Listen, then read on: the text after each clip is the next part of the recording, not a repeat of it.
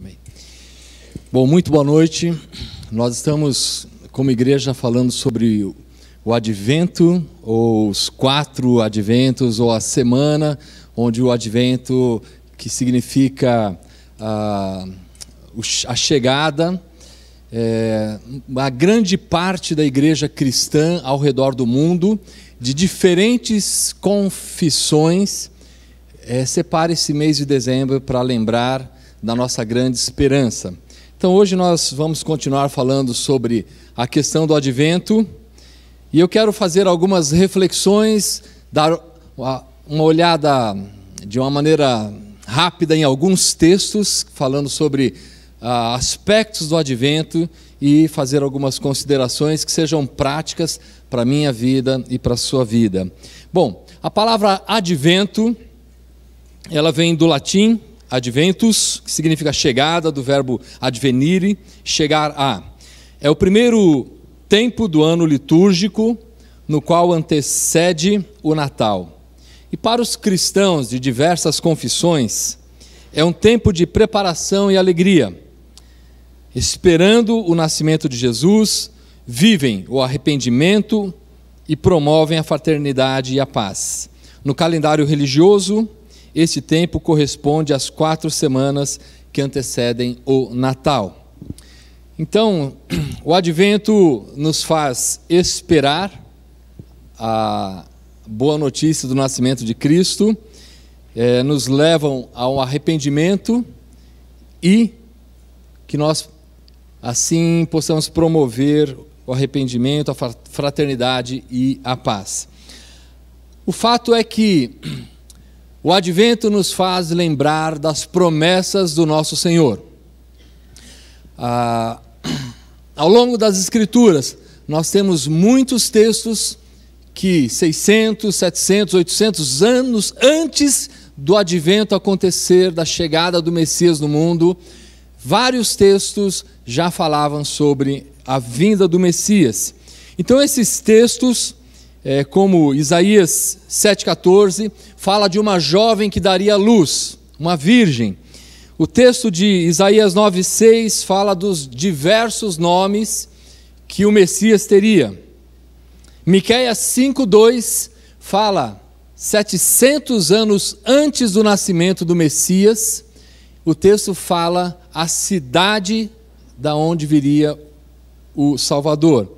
Zacarias 9,9 nos fala também sobre a entrada triunfal do Messias em Jerusalém. Isaías 53, capítulo inteiro, mas eu quero ressaltar versículos 3 a 7, que fala sobre o ministério do Messias. Essas promessas foram dadas muitos anos antes do Messias chegar, muitos anos antes do Advento acontecer. A vinda do Messias prometida foi cumprida em todas as suas promessas, em todos os aspectos, nos mínimos detalhes. Isso me faz pensar, isso me faz refletir que Deus cumpre as suas promessas. Eu quero que você guarde algumas dessas considerações, quem sabe até anotar num papel, no seu iPhone, no seu smartphone, as considerações que vão ser traçadas aqui. Com relação à vinda do Messias, cada uma das promessas cumpridas da maneira como Deus havia prometido, isso nos dá a certeza de que esse Deus não pode mentir, e para Ele não haverá impossíveis em nenhuma das suas promessas, conforme diz o Evangelho de Lucas, capítulo 1, versículo 37. Deus cumpre aquilo que Ele promete. O Advento nos faz olhar para a vinda do Messias, mas o cumprimento dessas promessas nos faz pensar no próximo Advento, um tema que nós vamos tratar daqui a pouco. Também no Advento do Messias, a Bíblia nos fala de eventos extraordinários que estavam circundando a realidade do cumprimento daquelas promessas. E quando você olha para as Escrituras, Evangelho de Mateus, Evangelho de Lucas especialmente, você vê que desde a anunciação até o nascimento do Messias, muitos fatos sobrenaturais aconteceram para que as promessas de Deus se cumprissem plenamente. Então nós temos em Mateus 1, 18 a 20, um anjo aparece a Maria. E eu não sei quantas vezes você tem encontrado anjos. Eu não sei se você já teve a experiência de encontrar com algum anjo. Eu quero dizer que eu gostaria até muito de encontrar, mas nos meus 40 anos seguindo a Jesus, eu nunca tive o privilégio de ver um anjo. Então o anjo não é alguma coisa que acontece toda hora, todo dia. Apesar de que em algumas confissões cristãs, eu tenho ouvido muito usarem essa manipulação de que o anjo está aqui, e eles começam até a descrever a ornamentação do anjo, o capacete, a cor da espada, a cor do escudo, o tipo de pena. No fundo, eu sou um pouco cético a isso, porque quando a Bíblia fala de anjo, o significado disso é mensageiro. O ser que tem asas, e não são 2, mas são 6 asas, eles estão numa outra categoria que a Bíblia chama de serafins ou querubins, porque a palavra querube, no original, ela tem a ver com aquilo que ele faz, e é adoração. Então, o querubim estava colocado na Arca da Aliança, com as suas asas tocando uma na outra, eram 2 querubins, e adorando o Senhor, e presenciando toda a adoração que era feita no dia da expiação, uma vez por ano. Esses títulos que nós temos, anjo e arcanjo, significa somente mensageiro. E o mensageiro, muitas vezes na palavra de Deus, aparece para pessoas, apareceu a Abraão, apareceu a Moisés, apareceu a Noé, e aparece como um ser muito parecido com aquilo que nós entendemos que é o ser humano. Então, quando algumas igrejas começam a falar das asas dos anjos, da cor do capacete, da espada, eu realmente, no fundo do meu coração, eu chego quase que a questionar a veracidade, a autenticidade disso. Mas aqui, a Escritura nos informa que naqueles dias que precederam o nascimento e a concepção de Maria e o nascimento de Jesus, um anjo aparece para Maria, um anjo aparece para José em sonho, Mateus 1:20, no dia do nascimento de Cristo, e um pouquinho antes e um pouquinho depois, aparece uma estrela no céu que nós não sabemos qual é, nós não temos nenhuma informação dessa estrela. Foi algo sobrenatural que fez com que sábios do Oriente saíssem e fossem até o local onde Jesus tinha nascido. Aquela estrela chamada Estrela de Belém, ela permaneceu no céu durante um longo período de tempo. Alguns estudiosos falam que até 2 anos essa estrela foi vista, uma estrela que nós desconhecemos. Eventos extraordinários. Os magos foram advertidos em sonho para não retornarem a Jerusalém. O aparecimento de um anjo em sonho falando para José sair de onde ele estava e mudar para o Egito. E depois de alguns anos, de novo, um aparecimento de um outro anjo em sonho falando para José voltar, porque o rei Herodes já tinha falecido. Anjos aparecem para os pastores e cantam glória a Deus nas maiores alturas, no dia em que Cristo nasceu, e apareceu uma multidão de um coral angelical celebrando esse evento. Então perceba que Deus cumpre as suas promessas, e que o nascimento do Messias, o advento do Cristo, ele está repleto de fatos sobrenaturais para nós. Deus sempre age no sobrenatural. E eu quero fazer mais uma consideração aqui, porque Deus nos coloca para andar no sobrenatural. O ser cristão é você experimentar o sobrenatural de Deus. O viver a vida cristã ela só é possível vivendo o natural e o sobrenatural.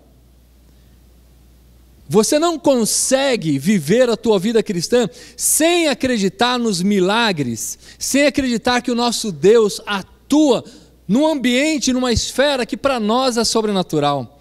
Todo cristão teria que ter coragem de se assentar na cadeira do sobrenatural todos os dias, sabendo que o nosso Deus age no nosso mundo natural, porque Ele estabeleceu as regras e a maneira como as coisas acontecem, mas Ele mesmo, sendo um ser sobrenatural, Ele atua no sobrenatural, e é por isso que nós acreditamos em milagres, é por isso que nós acreditamos em curas, é por isso que nós acreditamos que Deus fala conosco, e é por isso que nós adoramos a Deus, porque somente através de uma ação sobrenatural, o Espírito Santo de Deus quebra o nosso coração endurecido pelo pecado e nos converte a Deus. A nossa adoração só é possível porque aconteceu um evento sobrenatural de Deus fazer com que as escamas dos nossos olhos caíssem, e aí nós pudéssemos contemplar um pouco daquilo que é Deus. E quando nós ouvimos sobre a palavra de Deus, sobre aspectos da teologia que são demasiadamente complicados, como que o ser Jesus pode ser 100% homem e ao mesmo tempo ser 100% Deus. Duas naturezas numa única pessoa. O sobrenatural de Deus nos dá fé e condições para acreditar nisso. Como que nós podemos entender num ser que ao mesmo tempo é um único ser, mas tem três pessoas, naquilo que a Bíblia nos chama de uma pluralidade da divindade, e aí os nossos irmãos antigos do primeiro, segundo e terceiro século definiram como trindade ou triunidade. Três pessoas compondo um único ser, o ser de Deus, Deus Pai, Deus Filho, Deus Espírito Santo. Gente, é demais para a nossa cabeça. É difícil ainda mais quando a gente tem que explicar para os nossos filhos. Se nós não conseguimos conceber e nós aceitamos pela fé, eu tenho muita pena dos meus filhos que quando eram pequenos tinham que lidar com essas informações, mas o Espírito de Deus, agindo de uma maneira sobrenatural, nos faz acreditar em coisas como essa. Da mesma maneira que eventos extraordinários estavam ao redor do nascimento de Cristo, isso nos dá uma dica de que nós precisamos viver a nossa vida no sobrenatural. Coisas maravilhosas acontecem com aqueles que andam e confiam no Senhor. E o sobrenatural de Deus age em nós, por nós, através de nós e apesar de nós. Porque Deus é Deus. E aquilo que Ele prometeu, Ele vai cumprir. Naquele primeiro advento, nós temos também a plenitude do tempo. Como Paulo diz no livro de Gálatas, capítulo 4, versículo 4. E eu quero ler com vocês. Mas quando chegou a plenitude do tempo, Deus enviou o seu Filho, nascido de mulher, nascido debaixo da lei, a fim de redimir o que estavam sob a lei, para que recebêssemos a adoção de filhos.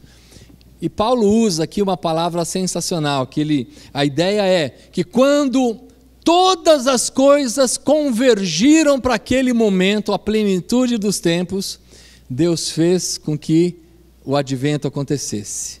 A vinda do Messias, o rei de Israel.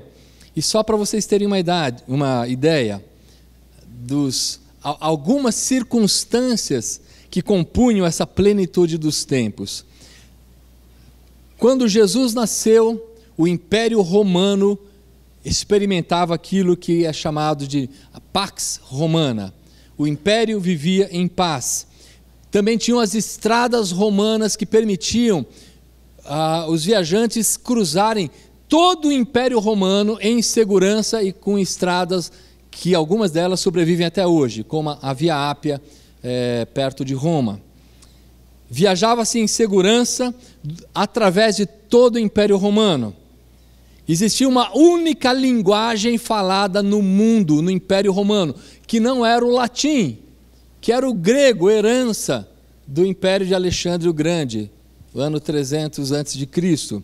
Existia uma unificação dos povos, e existia um intercâmbio entre os povos naquela época. Tudo isso, a Bíblia olhando, Deus olhando o convergir de todas essas situações para aquele momento, é o que a Bíblia fala, a plenitude dos tempos. No tempo certo, no tempo determinado, Deus agiu e trouxe o seu Filho ao mundo, aquilo que nós celebramos de Advento. A minha consideração é, um Deus que age nessa plenitude do tempo, um Deus que orquestra todo o universo para cumprir a sua vontade. Esse Deus tem controle sobre a sua vida, sobre o teu futuro, sobre o teu presente. Algumas vezes, se você é como eu, você questiona se o nosso Deus não, por algum momento, esqueceu de você. Naqueles tempos de silêncio, em momentos que você não consegue entender o agir de Deus. E nós sempre pensamos nisso quando estamos desempregados, com alguém doente na família, quando alguém morre. Sempre quando vem alguma catástrofe que nós não conseguimos lidar com elas, nós questionamos o agir de Deus. Mas um agir de Deus, de um Deus que faz com que tudo coopere para que o seu propósito se cumpra, Ele também vai cumprir o propósito que Ele estabeleceu para a sua vida, para a minha vida. Você pode dizer amém por isso? O advento nos faz lembrar que Deus não perdeu o controle da situação. O advento nos faz lembrar que Deus está cuidando da nossa vida por causa do advento, da revelação, da vinda do Messias. Essa mesma certeza nós carregamos. No primeiro advento nós temos o cumprimento dos decretos divinos. E alguns desses decretos estão em Timóteo, 1 Pedro, o livro de Apocalipse, que diz que Deus nos salvou e nos chamou para uma santa vocação, não em virtude das nossas obras, mas por causa da sua própria determinação de graça. Essa graça nos foi dada em Cristo Jesus desde os tempos eternos. Em Pedro fala, como um cordeiro sem mancha e sem defeito, conhecido antes da criação do mundo. E João, falando em Apocalipse, diz, o livro da vida do cordeiro que foi morto desde a criação do mundo. Os decretos de Deus antecedem a sua criação. Aquilo que Deus determinou para acontecer na história, sobre a nossa redenção, sobre a vinda do seu Filho, acontece antes de Deus criar. Antes de Deus criar o mundo, Ele pensou em criar o homem. E no decreto da criação, Deus já proveu aquilo que era necessário para que nós pudéssemos ter comunhão com Ele, o advento, a vinda do Messias. É por isso que o texto fala que o cordeiro foi morto antes da fundação do mundo. É porque na mente de Deus, que atua fora do tempo, o amor que Ele estabeleceu por mim e por você já tinha sido determinado para que o Filho dele se tornasse homem, nascesse através da Virgem Maria, para ser o nosso Redentor. A minha consideração aqui é um Deus que cuida de todos os detalhes, pensou em você.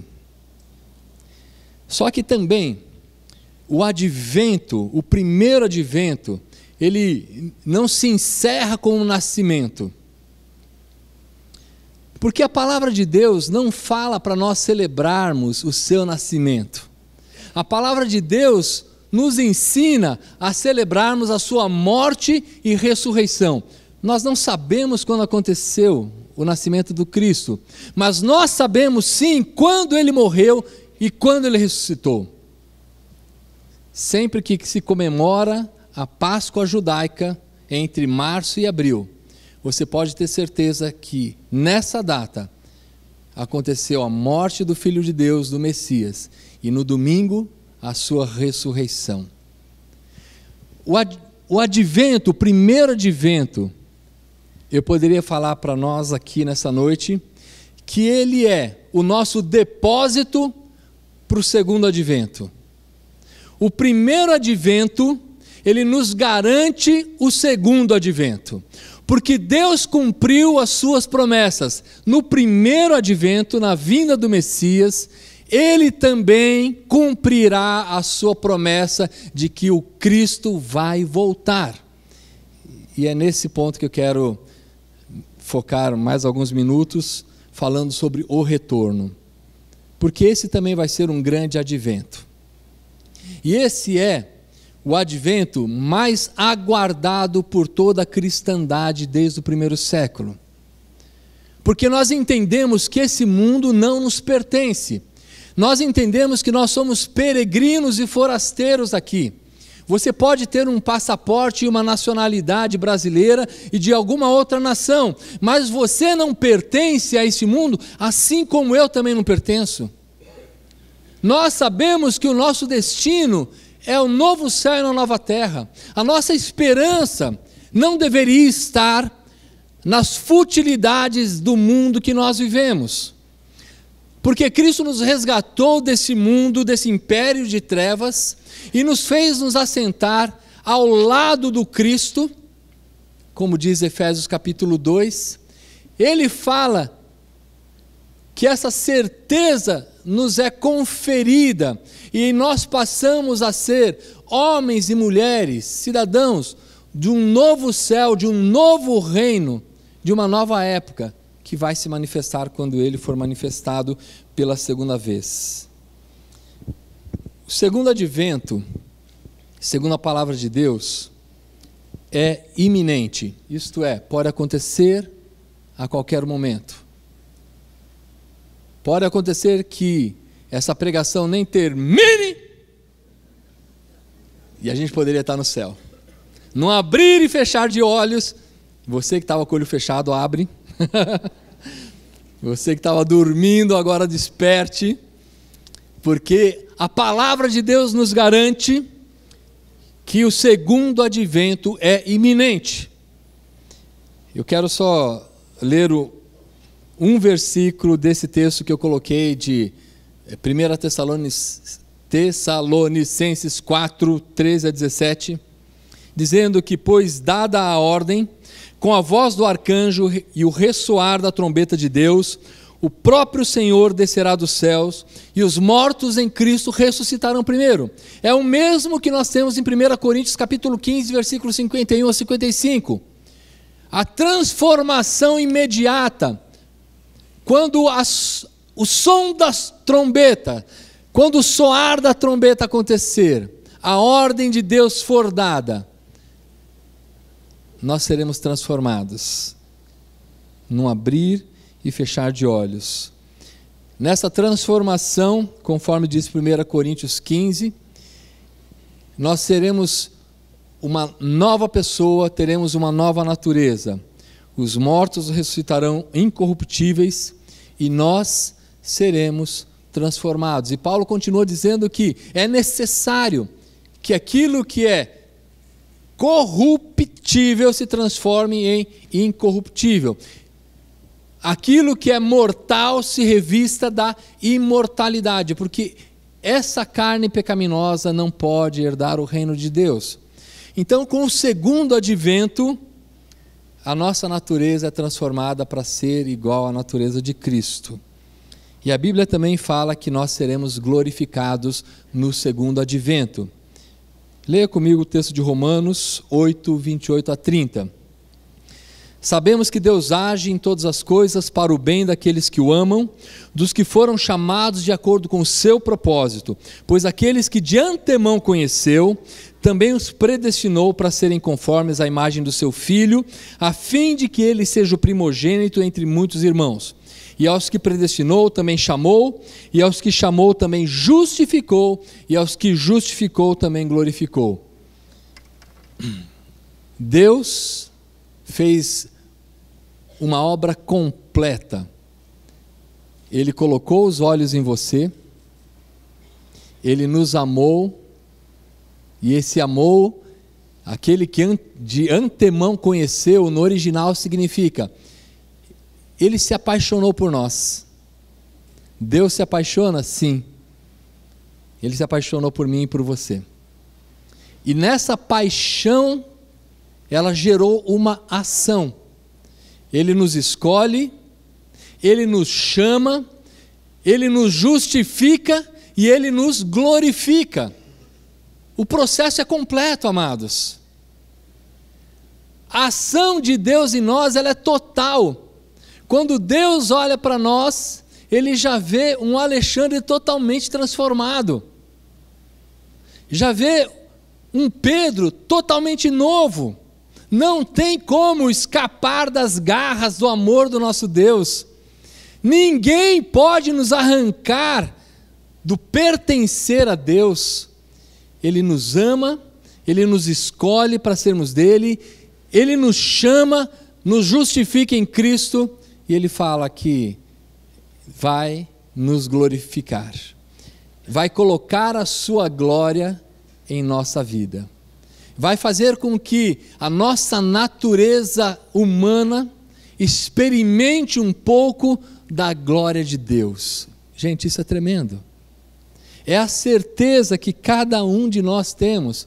E diante dessas informações, o segundo advento, ele deve demandar toda a nossa força, atenção, comprometimentos, sonhos, investimentos, tudo.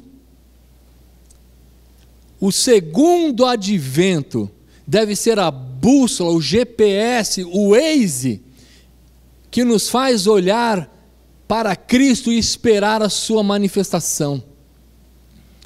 O segundo advento tem que ser o nosso respirar. O segundo advento tem que ser onde nós colocamos toda a nossa expectativa. Como o texto de Colossenses, capítulo 3, versículos de 1 a 4 diz, porque nós ressuscitamos com Cristo, então nós temos que pensar nas coisas de Cristo, onde Ele vive. E o texto diz assim: procurem as coisas que são do alto, onde Cristo está assentado à direita de Deus.